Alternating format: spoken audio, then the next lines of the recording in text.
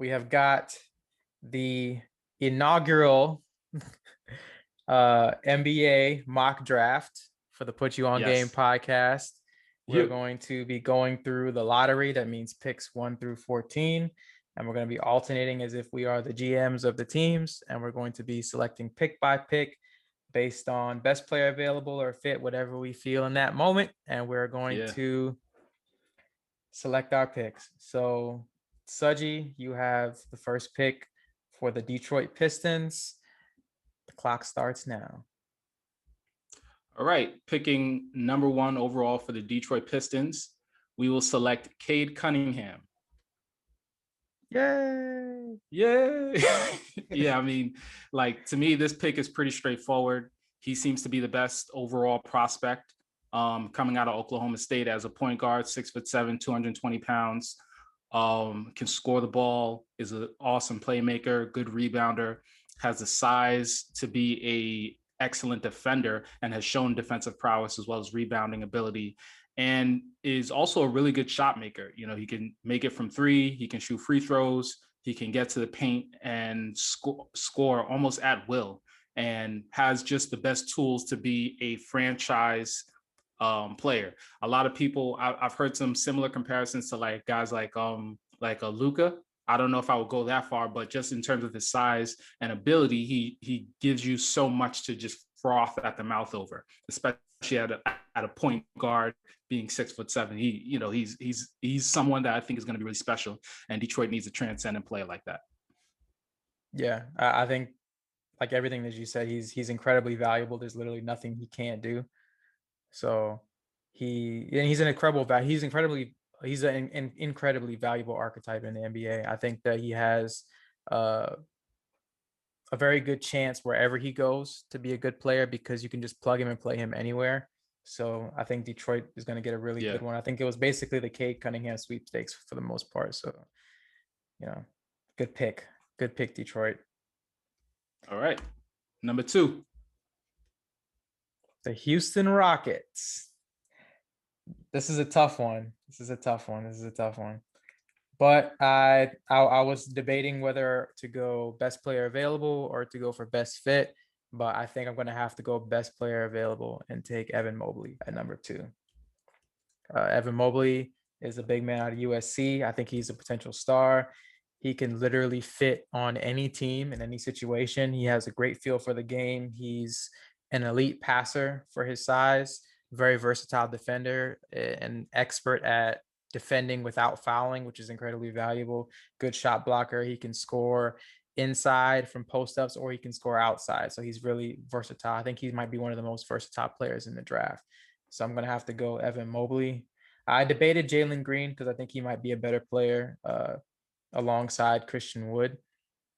But I think that Evan Mobley might be a can't miss talent. There's a lot of debate between him and Cade at number 1. So I'm going to go Evan Mobley at number 2.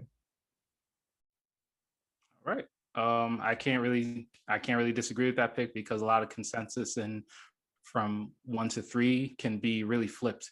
But at number 3, I'm going to be picking for the Cleveland Cavaliers. And because of your last pick, I have to choose Jalen Green from the G League Ignite team. He is an excellent all-around scorer with elite explosiveness and leaping ability. And although he might be a little lean and spotty defensively, as well as a little ISO heavy, his offensive potential and athletic ability makes him one of the top prospects. And you really can't go wrong with him on the Cavs. Best player available. Yeah, they got Colin Sexton. Yeah, they got Darius Garland, but you make way for your team when you have an athlete like a Jalen Green available. So number 3, Jalen Green, Cleveland Cavaliers. Yeah, good pick. It's hard to go wrong at this level in the draft. I think all of these guys are incredibly talented. So I'm at number 4, picking for the Toronto Raptors, and they are going to select Jalen Suggs from Gonzaga. Woo! Jalen Suggs, an elite level point. We're playing the families of the draftees. Jalen Suggs is he's a hard player to describe because so much of the things that are great about him are intangible. He Yeah. has great skills, but he's an incredible leader. He has so much as far as care factor goes. He has a really high level of care. I think that if you draft a guy like Jalen Suggs, you're helping to change your culture because he's going to be a Mm, great locker room guy. He's going to be great in, as far as the intangibles when it comes to diving on the floor, giving a great effort. He has great defensive potential because of his athleticism and his effort. yeah. He has absolutely no fear in the clutch. He's ready to show up and show out. His actual skills, he's a really talented passer. I don't know what he's going to be as far as a lead playmaker, but he does have talent passing the ball. He has some talent scoring. He's an incredible athlete. He's incredibly gifted moving laterally and going forward. He has a great first step and he explodes off of the ground really well. So I'm going to go Jalen Suggs at number 4. Toronto may lose Kyle Lowry, so he may be a good plug and play in that situation. Toronto Yeah. could use a lot of things, so they can go a bunch of different ways at number 4, but they're gonna go Jalen Suggs today. Okay. Fair enough. Yeah, solid pick all around for all the reasons that you mentioned. I cannot disagree with anything there, and I think everybody expects him to go 4 to Here's where I get Toronto. interesting. Yeah. So at number 5, some might disagree, but I have the Orlando Magic choosing Jonathan Kuminga, the G League Ignite team by way of Congo. At this pick, I think potential is what the Orlando Magic really need to start trying to swing and get a hit. They have a load of potential in a lot of their last draft picks between Mo Bamba and Jonathan Isaac, Cole Anthony, and guys like Markelle Fultz who are trying to rebuild their career. And I would just continue to try to swing that bat to get someone who I think can be a true superstar. And I think Jonathan Kuminga has the tools. He does leave something to be desired in terms of consistency on the defensive end, as well as shot selection. He can be a little bit of a ball stopper and just pretty much take whatever shot is available to him. It's not always efficient, but his ability, his size at 6'8", his athleticism is not to be disregarded. And I think that if I'm Orlando Magic, I want someone on the wing that can really take the next step forward and be a really, really good perimeter shooter, as well as an offensive threat from all 3 levels. So yeah, I got Jonathan Kuminga, number 5, Orlando Magic. I'm really glad you picked him because that leads me to pick my guy. Yeah, Okay. Jonathan Kuminga has a lot of elite tools. Really great athlete. I think his body's already NBA ready. Great strength. But like you said, he has a lot of questions about his shot selection, feel for the game, and his decision making. So those are things that sometimes don't always develop. Yeah. So it'll be he's probably the biggest risk in the like the top 8 or so. He's probably the biggest risks. Like he has a great chance to be incredible, or he could be really underwhelming. So Yeah. that'll be interesting to see. But like you said, Orlando, they need someone that could be incredible. So might be a good pick for them. Yeah. Gonna move on to number 6, the Oklahoma City Thunder, one of their 45 draft picks. And they're going to go ahead and select Scottie Barnes out of Florida State University. Scottie Barnes is a 6'7" power forward. He might be my favorite player in the draft because I love those Florida State guys. We got one in Patrick Williams for the Bulls, but he's an incredibly versatile player. He's a great passer. He actually ran point guard some at FSU. He can legitimately defend 1 through 5, and he has just a sky high ceiling defensively. So his main issue is that he's not a good shooter. He's going to have to do a lot of work on his jump shot. His comp is typically like a Draymond Green type. because of his versatility. But I think the Thunder could really use a player like him to go along with someone like Shai Gilgeous-Alexander. So I think he's an incredibly valuable NBA player. I could see him going as high as Toronto at 4 or even Orlando. I think he might end up going to Orlando, but if he's available at number 6, the Thunder should definitely take him. Really So solid we're pick. gonna. You know, I can't. Oh, sorry. What were you saying? No. Go ahead. No, I say yeah. No. Barnes is a really solid pick. I debated with him at 5, but I think offensive upside is what I was looking more so at when it came to the Magic. And I think that, you know, they're just ultimately a better fit. All right, so number 7, this is where things get interesting. And I think it really depends on the team's needs as well as how they rate a player. But I think at number 7, good value and a really good prospect is Davion Mitchell for the Golden State Warriors. I think the Warriors need another interior presence, or they need extra backcourt help and defense. And I think you get that with Davion Mitchell. You don't get the size, but you get a really good off-court presence, backup presence at point guard with Davion Mitchell. He's a really good shooter, as well as an elite on-ball defender at the point guard position. A great assist to turnover ratio. And although he's smaller, he is very explosive and shows good touch at the rim. The only issue with him is he's a poor free throw shooter for the point guard position. But I think that with time and development, he could definitely improve upon that. And because he has a good 3-point shot, that lends to also getting better from the foul line. And I think he could definitely fill in for Steph coming off the bench and just be a spark plug. I think he could play in a 3 small ball lineup between Clay, him, and Steph on the court, because he can show up defensively and take that burden off Steph in the backcourt. But besides that, I think he'll just be a really solid NBA contributor. And I think Golden State could get a lot of value for him at this position. So. Yeah, I like Davion. Probably one of the best defenders in the draft. Made a lot of strides offensively over the course of his career in college. Of course, he has issues with size and the questions about his actual ability to shoot at the NBA level, but the dude competes. So wherever he goes, he'll definitely be a competitor.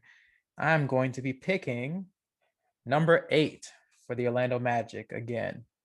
Yeah. And they are in need of literally everything. So and they already got Jonathan Kuminga. So yeah, that's tough. That kind of messes with who I wanted to pick. But they don't play the same position, but I guess, you know, it might help fill out the wings. So I'm gonna go with James Bouknight out of UConn. He's an elite one-on-one scorer. I think I read a stat that said that only 9 of his shots this year at UConn were uncontested. So he's literally scoring off the dribble under heavy coverage every time. Wow. And he's shooting like 44% from the field.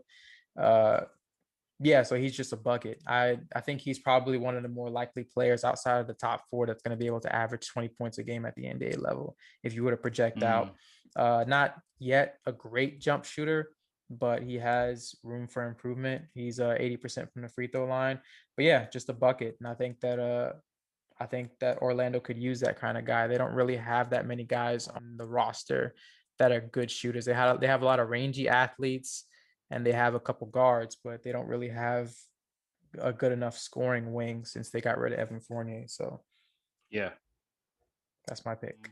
So coming in at number 9, I have to pick for the Sacramento Kings. And the Sacramento Kings is another team that's in need of a lot. But at this position, I think that they're best served retooling their front court. So I'm going to go with Alperen Sengunan from Besiktas. Oh, wow. Besiktas, yeah. International prospect. He is an offensive juggernaut. And although he did play for a league that had in Turkey that had a so-so competition, the man put up numbers, averaging 24 points, 12 rebounds, 3.5 assists, 2 blocks, 1.7 steals.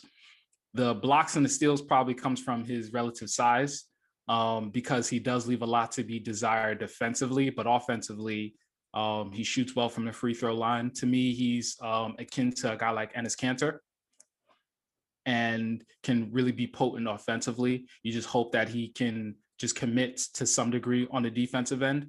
And with guys like Richaun Holmes leaving and other guys like Marvin Bagley being on the so-so in terms of their upside, I think retooling that front court with a big man and probably the best big men in the draft.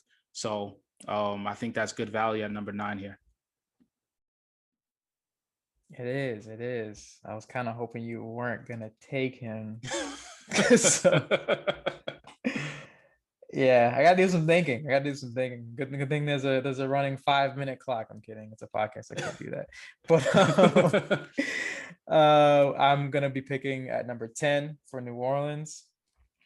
I think that they are in need of a backup wing. They have a lot of guards, especially we don't know what they're going to do with Lonzo Ball.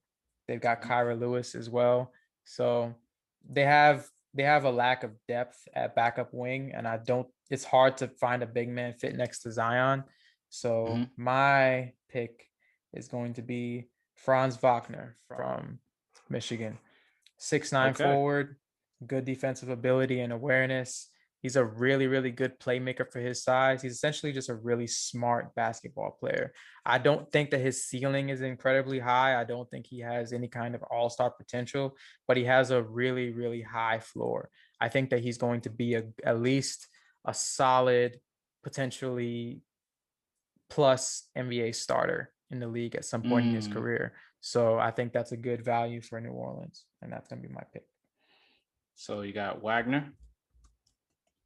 Waggy bag. All right, going to New Orleans at 10. Okay. There's a couple different directions that we can go in if we're Charlotte, but the bigger size players have kind of gone away, and maybe we could just re-sign one of the guys that are on the roster. So right now, I'm just trying to figure out a guy to fit around LaMelo Ball and that solid backcourt that the Hornets have. So here I'm going to go athleticism, hustling, rebounding, and perimeter shooting. And we're going to select Moses Moody out of Arkansas. Okay. He can get you buckets. There are other better shooters in the draft, but on that wing, I want to see athleticism with this Charlotte Hornets team. I want to see guys that run. I want to see guys that hustle. And having a team like that you can build around LaMelo Ball, a guy like Moses Moody, I think really fits in well with what the Charlotte Hornets are going to be building for the future. Okay. Yeah, I like Moses. Wingspan king out here. Yeah. So he'll likely add some value over there. Let's go San Antonio at number 12. They are at a crossroads. They've been stuck around this range picking because they're not good enough to pick lower, and they're not necessarily bad enough to pick higher than this. So they have to nail this pick here. I'm going to go with a risky player here, but I think that he could add some value for them. I'm going to go with Ziaire Williams. Almost his measurables are what kind of sell me on him. He's almost 6'10". Okay. He didn't have a good season at Stanford, but I think he's shown a lot of potential. He played for Sierra Canyon with Bronny James and those guys. He's actually a really good overall scorer. He's kind of flashed some good creation off of the dribble. He's really capable at catching and shooting. But I think mostly his size is what's going to sell me on him as far as picking for San Antonio, because I think he measured in at 6'9" and 3/4. So they have a lot of wings in San Antonio, but if he could potentially be a big 3 or a small ball 4 later on in his career, I think that's incredibly valuable. So that's my pick.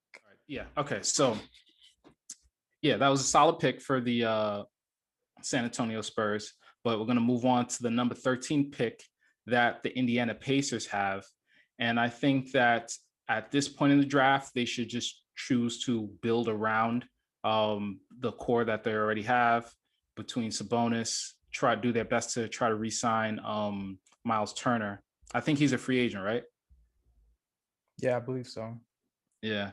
And I think this will be a great spot for them to get someone that can really help stretch their floor, especially since a guy like McDermott, Dougie McBuckets, is going to be likely moving on in free agency. And so I think a guy like Corey Kispert out of Gonzaga, probably the best shooter in the draft, would do well here. He is kind of a one-trick pony, but he is a solid team defender, and he's lights out from three. And at 6'7", good size for a wing guy, shooter. I think he'll come in and contribute immediately to this Indiana Pacers team. All right. Yeah. So for the final pick in the lottery, we have the Golden State Warriors. Again, who knows if they'll actually be picking here because they'll probably be trying to trade it. But Yeah. I am going to go with Chris Duarte, the wing out of Oregon. I think that he's a really great knockdown shooter. I think he could look really great in the Golden State system. He's an older player, which I think will make him more ready to play and probably aligns more snugly with Golden State's timeline as far as them being ready to compete now. He should be one of the better shooters that they've played with as far as Steph and Clay. Definitely not on the level of KD and those other guys, but he'll get a lot of open shots because of the gravity that those two players create. So I think he'll be a good pick for them. And that will close out the lottery. All right. Yeah, this is fun, man. This year, I think after you get past, I would say, the top 6 picks, there's really maybe even top 7. No, after you get out past the top 6, it's really going to depend on what an individual franchise decides to value. And there could be some shakeups. I think Barnes and Kuminga offer really interesting but different value. And it all depends on what a team needs in the modern NBA, because a lot of teams are realizing you need an elite wing who can defend a lot of people. But when there's a franchise level point guard, you should go for them too. And so I feel like this year's draft is going to be really interesting. How about you? Yeah, same. I think that they're calling one of the best drafts in recent memory because of the talent in like the top 4 or 5 players. And I think once you get past that, you start getting into the 8, 9 and beyond range. It's kind of flat as far as not the players. I think the players are all really good, but in terms of there's the rankings themselves, like none of them are ranked incredibly higher or lower than prospects that are considered like before or behind them in certain mock drafts. So there's certain guys like Jalen Johnson at the beginning of the season before he went to Duke that were ranked at like number 6. And now you got people picking him at like number 23. So you could see there's going to be a lot of mock drafts, but it's going to be really hard to even get a close estimation of how the draft is going to go, because after you get to the late lottery, it's going to be a lot of mixing and matching from those teams. It might be kind of best player available to start out, but then it's probably going to be a lot of best fits available like once you get later in the lottery.